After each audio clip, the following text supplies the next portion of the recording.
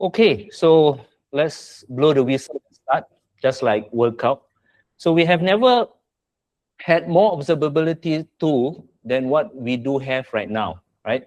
So we have dashboard everywhere, agent on everything with big budget to match the whole engagement, right?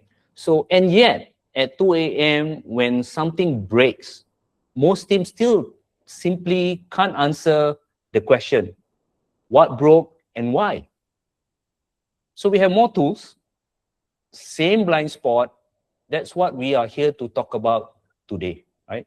So, but before we start, here is the good news, right? There's no World Cup match clashing with our session today, right? The bad news is that you are watching football at some crazy hours and you already know at 2 a.m. in the morning, alerts feels like, right? You have the same pain, but fewer goals lah. So, okay, I'd like to welcome everyone. Really glad to have you guys joining us today. So for the next 45 minutes, I don't know why this thing about 45 minutes, goals, sounds so familiar with the World Cup, right?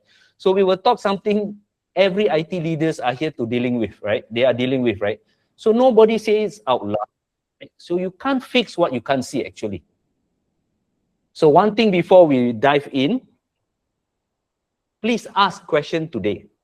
Anytime, just drop it in the chat. I know lah, we are Asian. We don't like to ask question in public, but rather ask Google in the midnight and raise our, because we don't want to raise our hand in public, right? So, but for this session, I give you a warning. If the chat is quiet during Q&A, I'll start calling people on by their name, right? So let me have a look. So I saw Richard. Hey, hi Richard. I saw what? Charles, Chien. So Chien, you cannot get out of this one also, right? So it's actually safer to ask while it's still voluntary, right? So you've been warned, huh? Okay. So today is a bit slightly different. Right? So you got two of us today, right? Not one, two. And there's a reason for that. I'm Iskandar from Commit Solution.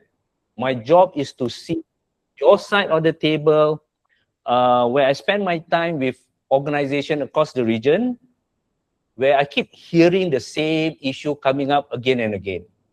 And those issues are exactly what we are unpacking today. Then I hand over to the person who does the deep technical conversation. But first, Dian, say hi to everyone lah. So that's Dian, right? So Dian is a solution engineer at TrueWatch. She live and breathe this stuff lah, right? Observability, AI ops, DevOps, SecOps, and also the AI side of things, right? And I think she runs half of the session later, very more technical than me. And I think she will throw in a demo at the same time. So you just don't hear about it, but you will see how it works at the same time, right? So here is the one of the things, right? I believe there's two things I want to share today. One of the things I want to talk about in this session is most IT in this region is monitored. Very little actually is being observed, right? And one word observe is worth a lot of money. Monitoring is a threshold-based measurement, right? So you, in advance, you set the threshold. See 80%, you fire an alert. This above 80% full, you fire another alert. You set the rule, and the tool watch the number. So here's the problem. The outages that actually take you down is almost never the one that you put the threshold on, right? So observability is a flip, right? It's totally different. Instead of watching numbers you set, it let you ask questions you never thought to ask before. So likewise, why is checkout is slow only for user in Johor between 2 p.m. to 4 p.m. on a Friday? No threshold catches that at all, right? So no alert was ever set for that, right? No one does that, right? But observability can surface it because in looking at the full picture, not just the number, that you predicted, right? So it looks at in totality. Here, why this matter more than it used to? Think about what you are running right now, right? So, okay, you have microservices, you have services meshes, you have serverless function, GPU cluster running AI inference. A single request that comes in, it will touch different microservices, different business, different teams, different clusters, and potentially different. So I think where we saw right now, there's a lot of organization going to multi-cloud. So if you are running a request, it potentially touch a different cloud at the same time. But when I started as a developer, so Dian, I think you know my gray hair, so don't smile so much, right? So it's been a while, right? So it's nothing like that, right? If something broke, right? So what I used to do is just, SSH into a system, pull out the log and figure it out, right? So those days are gone, right? So I remember this is the thing I do, so-called monitoring and managing an application, right? So the whole point is that observability is not a buzzword. It's not another product category that Gartner built. It's a basic engineering practice now, right? So if you've been talking to SRE, this is very, very common, right? So because if you can't understand your system, you can't fix them. You can't improve them. And certainly you can't trust them, right? So like off it, one tell you, so if you look at it, one tell you the building is on fire. The other tell you which room, when it started, what started it, and where the exit is. At 2 in the morning, you choose which one you prefer, the first one or the second one, right? So definitely the second one, right? So that's the differentiator between monitoring and observability. So let's bring it home, right? Because this isn't a Silicon Valley problem that we are borrowing over. It's happening right here. Right? Spending on IT across the region is huge. And we all know it's climbing every year. The big slice of it is still going into observability and monitoring too. And this investment is real, right?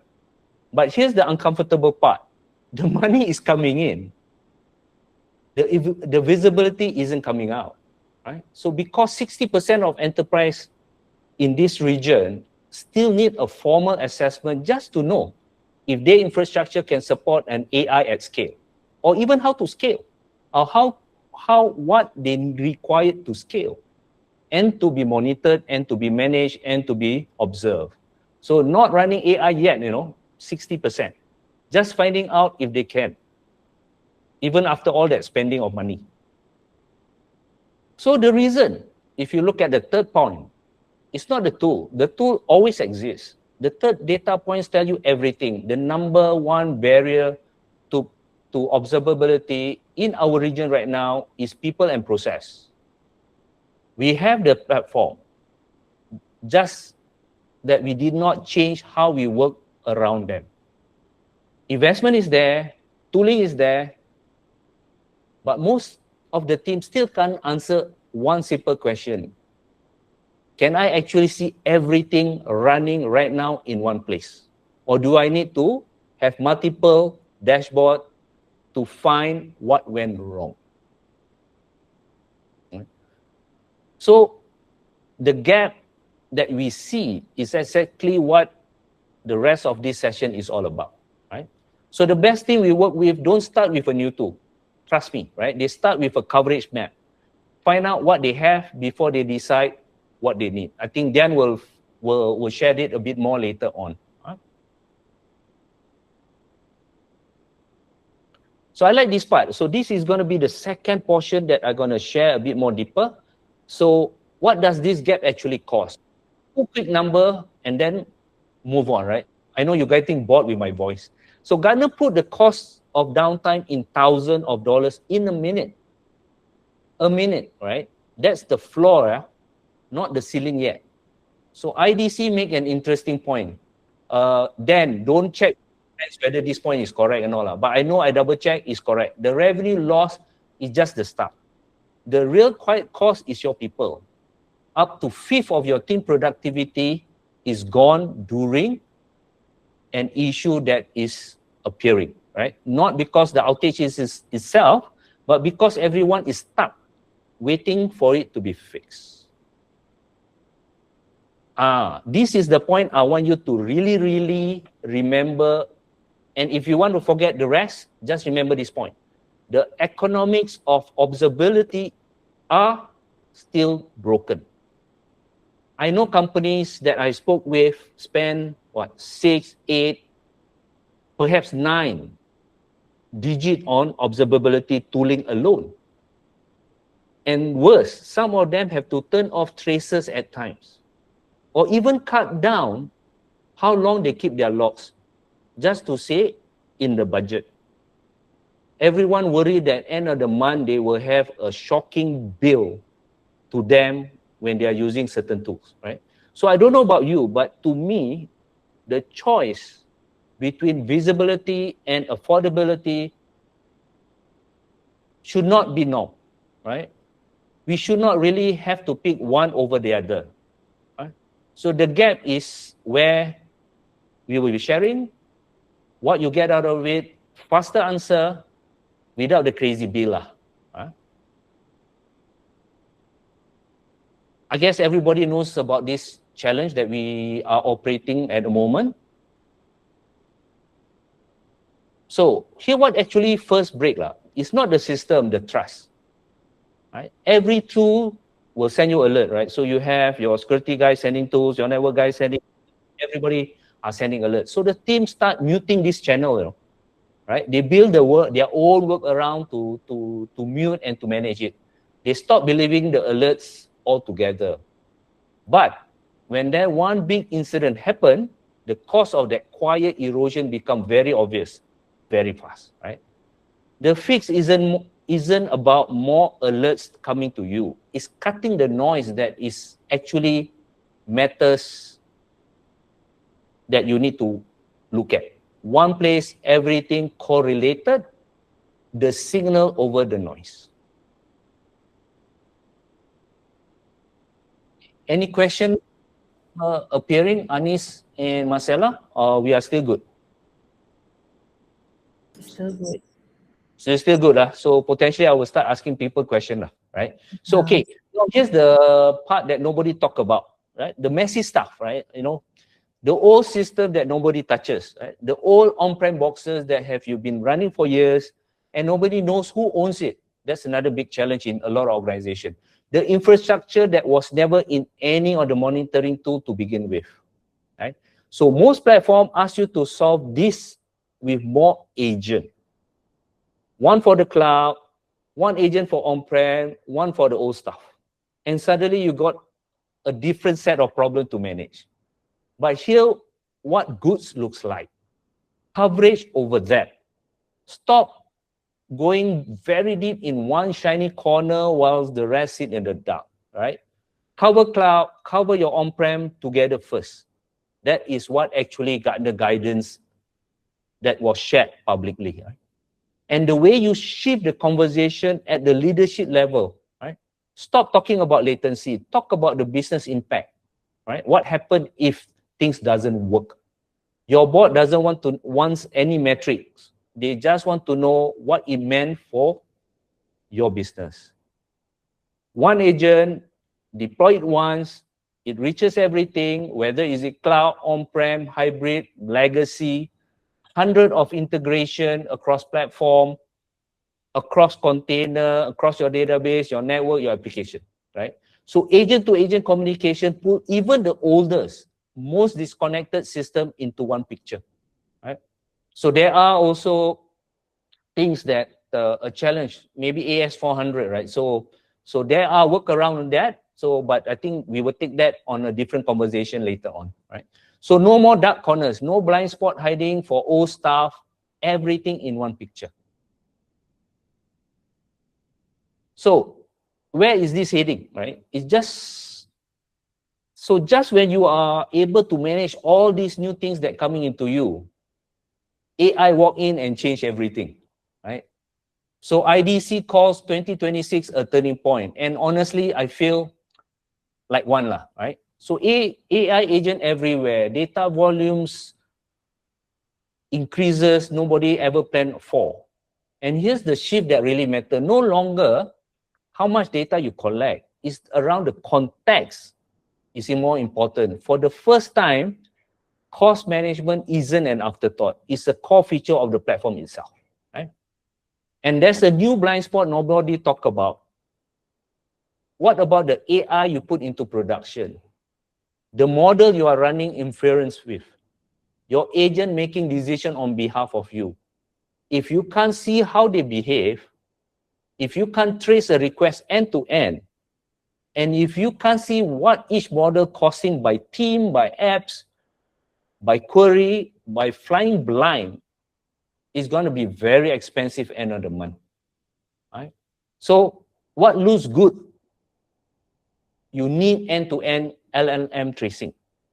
Prompt, responsibility, response visibility, very, very key. Token cost track in real time, not discover on the invoice. Right? So that gap is opening up right now and is moving very fast. Right? So the lay of the land is where I sit for the last few slides. Dian, this is where I hand over to you. Take us through the platform.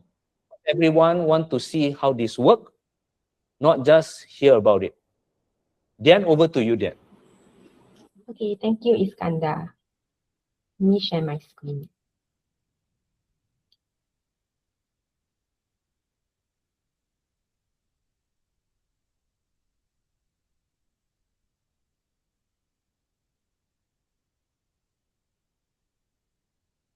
Okay, so hi everyone, my name is Tian and I'm a pre-sales solution architect at TrueWatch. So thank you very much for joining today's session. For this segment, right, the aim is to give all of you guys a better understanding of TrueWatch's AI-powered observability platform and how it helps teams to drive business outcomes. So before we get into the platform, let me give a quick introduction to who we are. So TrueWatch is an observability company founded in Singapore with our headquarters at Ubi Avenue. And today we have operating presence across Singapore, Indonesia, Taiwan, China, with Philippines coming up next. So in terms of recognition, we were named the Huawei Tech Partner of the Year and the AWS Marketplace Partner of the Year for Greater China, both in 2025. So delivery-wise, our team brings more than 7 years of hands-on experience implementing observability solutions, including members who previously came from the likes of Splunk, Elastic, and Datadog. And on the platform side, our public SaaS footprint currently includes more than 11 nodes across the 6 regions shown here, while serving over 50 customers worldwide. So the key point here is, while we are Singapore founded, TrueWatch is already operating across multiple markets and deployment regions. So at a high level, this is how the TrueWatch solution is structured. So the main goal is to help customers create enterprise business value through the use cases shown in green over here, from coding all the way to business analysis. And below that, the red and purple layers here show the main stakeholder groups and how the platform supports each of them with the relevant features. So for example, the business teams may care more about user behavior, user experience, and conversion, while the DevOps teams may focus more on performance, logs, infrastructure metrics, and service level objectives. So underneath that, we have the core platform capabilities, including the AI native layer. One highlight here is Toby, our AI assistant and co-pilot, which helps users to navigate the platform, configure workflows, investigate issues, and work with dashboards. Another key capability here is DataKit, which supports more than 500 out-of-the-box integrations for unified data collection. So these capabilities can also be extended through our open API, function as a service, and model context protocol functionalities. And the result is that customers can integrate TrueWatch into their own workflows or build custom functionality on top of the platform. Finally, at the foundation, everything sits on a unified data lake, which is designed for high performance, and cost efficiency. So why choose TrueWatch? These are the four main pillars that differentiate us from many competitors. So first, we have broad multi-cloud coverage. So TrueWatch integrates natively with the 7 major cloud providers, which are AWS, Azure, Google Cloud, Alibaba Cloud, Tencent Cloud, Huawei Cloud, and Volcano Engine. So this gives customers the flexibility to explore without being locked into only one cloud ecosystem. Second, we support data residency and deployment flexibility. So as mentioned earlier, our regional SaaS is available across 6 regions. And on top of that, for customers with stricter regulatory or internal requirements, we can also support private cloud and on-prem deployments, although those typically require a higher commercial commitment. Third, TrueWatch is a unified platform that grows together with the customer. So many organizations start with one need, such as application performance monitoring, i.e. APM, or metrics. But over time, they usually expand into logs, profiling, synthetic testing, or database monitoring. So with TrueWatch, these capabilities are already part of the same platform. So when customers want to add on more later, they usually do not need to deploy a separate system or re-architect the setup. They can just activate the additional modules needed and pay based on usage. So this is different from some of our competitors, where adding new telemetry types can mean additional agent rollouts and pricing that scales together with collector counts. Finally, TrueWatch delivers better value at scale. So we run on modern scalable infrastructure that keeps our underlying cost base lean, and those savings are passed on to our customers. And on top of that, our pricing is simple. So customers only pay for ingestion of the data, the volume that's ingested, and retention, which is how long you want to store the data for. And there are no compute-based fees or per-user charges. Next, we'll look at some practical examples of TrueWatch in action. So here's an example of TrueWatch's multi-cloud integration in practice. So we support more than 200 cloud products and a wide range of workloads, including serverless. So the most common use cases are the billing analysis, log analysis, and out-of-the-box dashboards.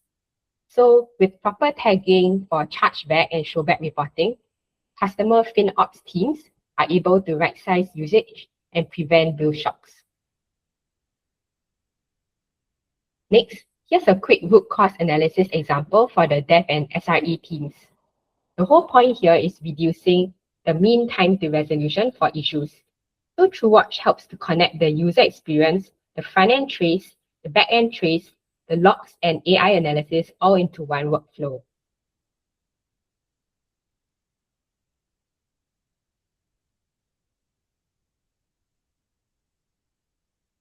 So imagine we are running a customer relationship management application, and we get a customer report that when they tried to update an invoice, they are hit with an error. So with TrueWatch's real user monitoring, we can isolate that one suspicious action by its action name and the view name. So instead of guessing where the issue happened, we start right from the affected user journey.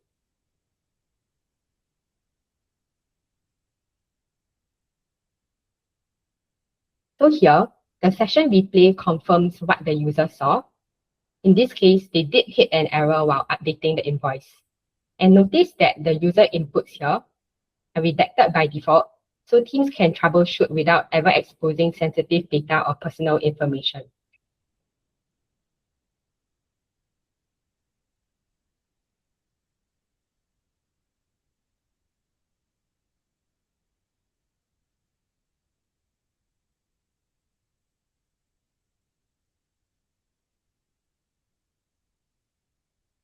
So from the front-end error, we can jump straight into the related back-end trace. And here we are greeted with the traces flame chart. The flame chart shows how the back-end requests behave and which part of the path ate the most time.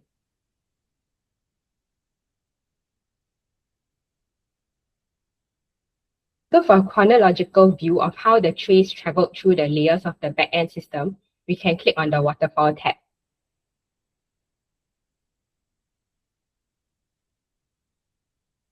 The attributes list here gives us the full details of the trace, And these are also the fields that we can search or filter traces by.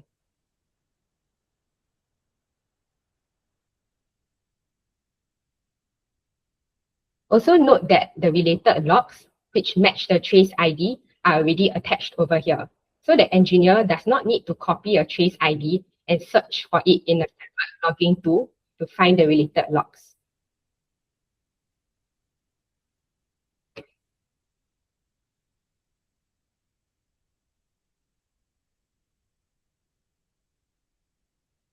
Finally, we can hand it to Toby, our AI, for first pass analysis. From the Toby result, we can get a clear read on what the error is and the specific line of code to check. So compared to the traditional root cause analysis process, where RAM, APM, and logs sit in separate systems, this unified view can take an investigation that normally runs from about 1 to 2 hours down to 1 to 2 minutes.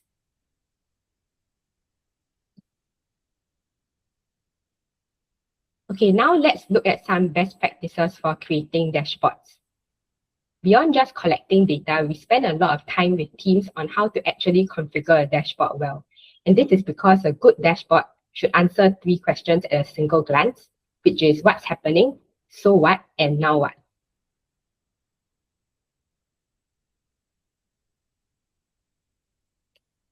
So here's an example of that in practice. This dashboard here is structured around the 4 golden signals from Google's SRE handbook. These are saturation, errors, latency, traffic. So the moment you land here, you already know what to look. Also, every dashboard can be imported and exported as JSON, and that makes it easy to migrate dashboards between environments and to replicate these best practices across teams.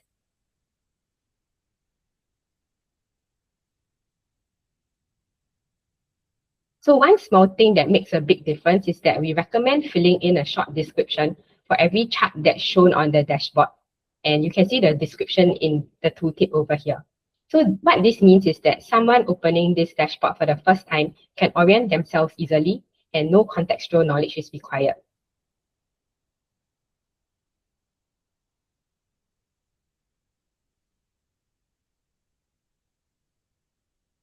We also try to, both the title and description can be auto-generated with AI. So it's almost no effort to keep these descriptions clean. We also try to make every chart easy to customize. So you can build charts through the Visual Query UI or drop straight into our raw data query language depending on your preference.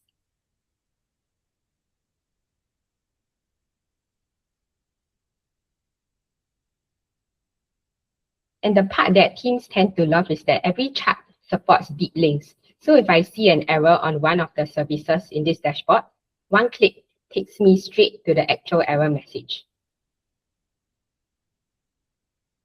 And you don't have to jump over to the logs module and do any filtering manually.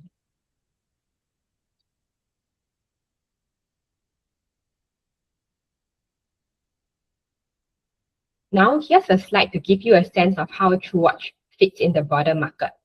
The vertical axis. Yeah, I think thanks for sharing on the best practice for the dashboard, right? So is there like, because now we are operating with multiple teams across different views, different business development and security. So does TrueWatch have a very detailed separation for different groups to view different part of the dashboard? Yeah, so all that is, you can actually configure that per dashboard. So when you edit a dashboard, you can actually select who you actually want to edit this dashboard or who you want to view this dashboard. And you can also do it at the role level. So you can actually create different roles that have these permissions, which is one level above, like just configuring on the user level. And another way you can do it is also by adding labels to the dashboard. So you can add the permissions to the labels and then you add the labels to the dashboards. So one label across 5 dashboards means that these 5 dashboards will be available to the same group of users. Okay, thanks. That's clear, a bit more clear in terms of, we do not want everybody to see everything, right? Yeah, that's a very important point. Yeah. Thank you. Thank you. Okay, so back on the costing. So I won't go through every vendor, but let me use Dynatrace as one example. So Dynatrace is very strong on automatic discovery and AI ops. And that's a good fit if the customer values a highly automated enterprise platform over openness and cost flexibility. So in comparison, TrueWatch takes a more modular approach where feature modules are added as they are needed rather than bundled in from the beginning. So the key idea here is that TrueWatch offers broad coverage and unified observability at a much lower total cost of ownership. So a common question we receive is how migration works. And the good news is that it is straightforward and there are three main points. So first, the customer can use the existing agents in many cases. So if you're already on OpenTelemetry or Datadogs tracing libraries, TrueWatch is capable of ingesting those formats directly. In most cases, migration is simply replacing the existing collectors with the TrueWatch data kit agent and updating one line in the tracer configuration. Secondly, the dashboards and pipelines can be exported and imported. And once a customer's initial best practices are set up, scaling across teams becomes very fast as it's largely copy and paste with minor adjustments. And third, we have proven scale. So we have migrated environments before with more than 200 services and around 3 terabytes per day in roughly 12 weeks. So how we normally do this is that we do a migration plan, of course. Then we run TrueWatch in parallel with the customer's current setup, validate parity, and then perform a cutover. So now, yeah, maybe then just a quick pause, right? So I think anything to do with migration is always the big fear of when you are switching over to another, right? So will it break things, and how long does it take for a normal migration from one platform to another? And my second question about migration is also dashboarding, right? So how do you move? Let's say I'm using Grafana dashboards, pushing Grafana stuff across. Does that work also? Yeah. Okay, I think let me answer your first question first. So, okay, to give a very cliche answer, right? The answer is actually it depends very much on the system that we need to migrate. But as for the fear of things breaking apart, so far in all our experience, we have not caused that yet. And that is through careful planning. So most of the time before we even migrate, right, we will actually do a proof of concept for the customer. So in those cases, we will actually try out setting up TrueWatch in UAT before we move to production. That is our recommended flow, but we also understand there are some crunch cases where the customer wants us to go into production directly. And so in those cases, the best way to go about it is to find out the customer's entire architecture and get a very firm understanding of the environment and what exactly we need to change and how to change it and who will be helping us with that change. So usually once we have all that in place, we can actually come up with a very detailed plan before we even implement it. And we can get that plan to be signed off by the customer first. So that reduces the risk of anything going wrong in production. And as for how long it takes, usually based on the workload that we map out, we will break all that down into man days. And then we can also identify what parts of the migration can be done in parallel and where there are dependencies. And for this, we also, if let's say we have partners in the regions that the customers are, we will also work very closely together with those partners, especially if they are referred to us from the customer. Yeah. And okay, for the last bit about how easy it is to migrate the charts and dashboards. So just now, as I showed you guys, we have the import and export by JSON. So a lot of other observability companies also have the same thing. So it's basically about finding how to map those fields over to TrueWatch. So nowadays, we actually use a lot of AI skills to help us with that because we also have our own TrueWatch model context protocol server that we connect to, and it can tell us everything about that system. And for systems like Grafana, actually, we have built specialized plugins that can help to migrate a lot of charts like immediately by just running a command line. Yeah. Hey, thanks, Diane. I think I believe that we are working on a few POCs. So that's what you've been sharing. That both of us are working around the discovery question, the POC configuration that we required. from the prospect, right? Thanks for sharing that. Yeah. Okay, so now to an important question of how AI is integrated into the TrueWatch platform. So today it shows up in 3 places.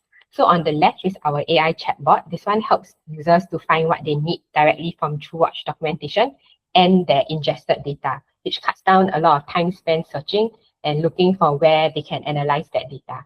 And in the middle is AI in the logs module, which you saw in the demo earlier.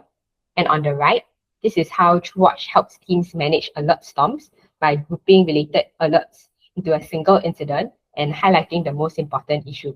So this helps to reduce alert fatigue and keeps teams focused during the high pressure situations.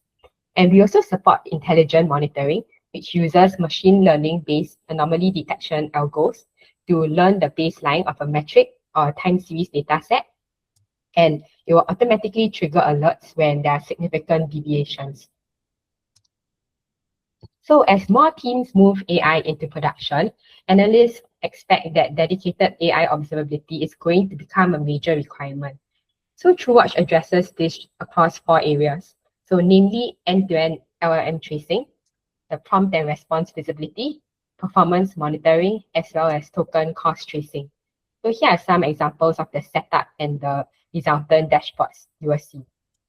So on the TrueWatch feature roadmap, we are also planning for an inbuilt AI evaluations that will automatically flag out risks such as refusals, hallucinations, and prompt injection. So on top of LLM visibility, one capability that is currently in beta and planned for release soon is governed agent-to-agent workflows. So many teams, right, are already using agents locally and sometimes with third-party MCPs. So the problem is that enterprises have very little control over them.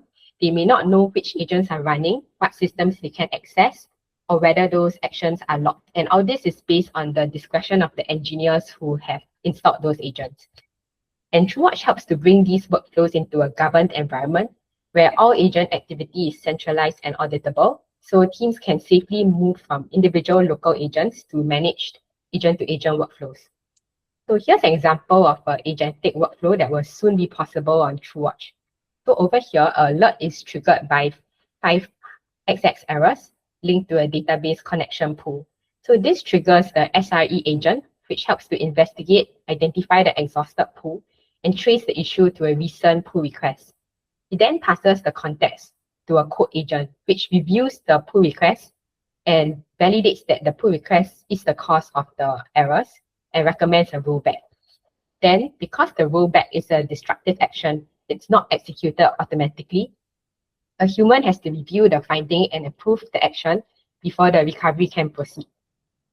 So the key point here is governance, where every agent handoff and decision is attributable, and every destructive action is human-gated. Okay, now let's look at security, governance, and data residency. So TrueWatch supports single sign-on and identity access management, which gives you fine-grained control over access. We also offer data masking, which is essential for regulated industries like finance and healthcare, where sensitive data and personal information have to stay protected. Then for residency, we offer regional SaaS and private SaaS deployments.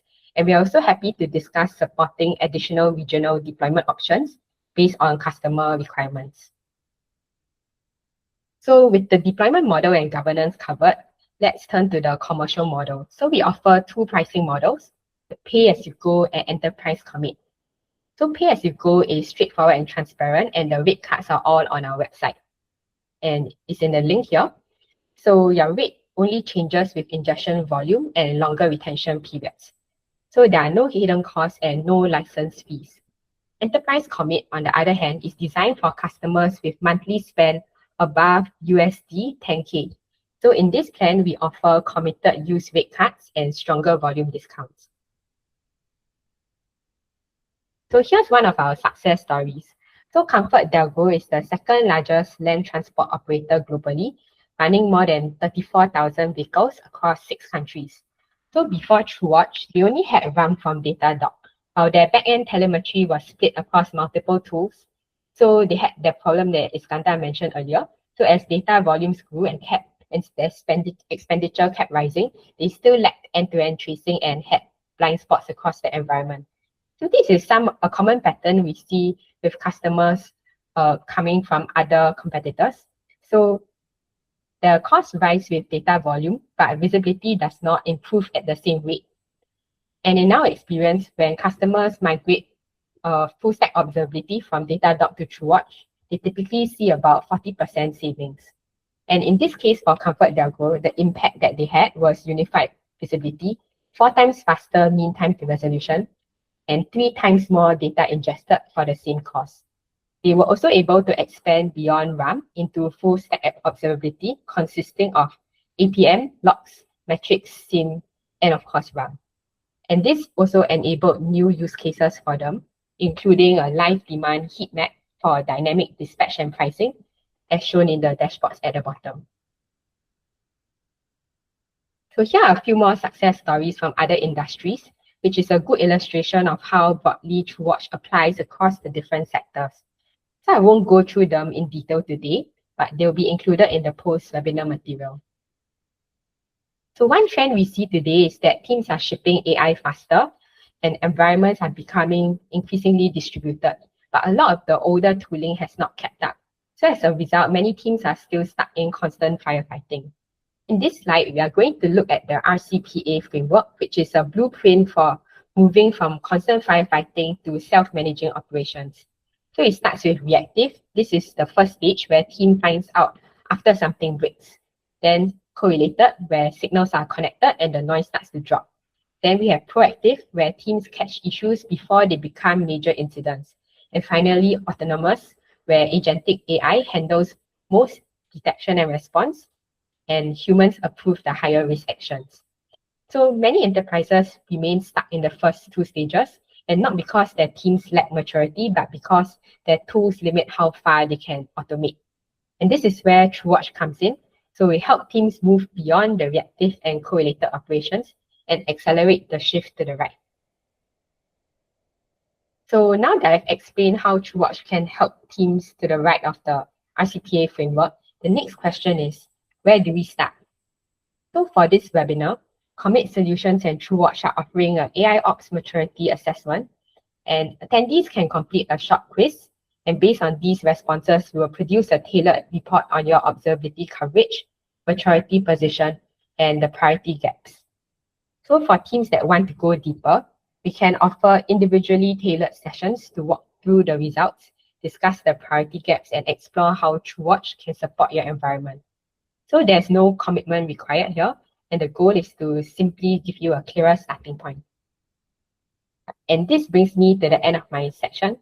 So before I hand back to Iskandar, are there any questions? Dian, can you move to the next slide now? Okay. Thank you.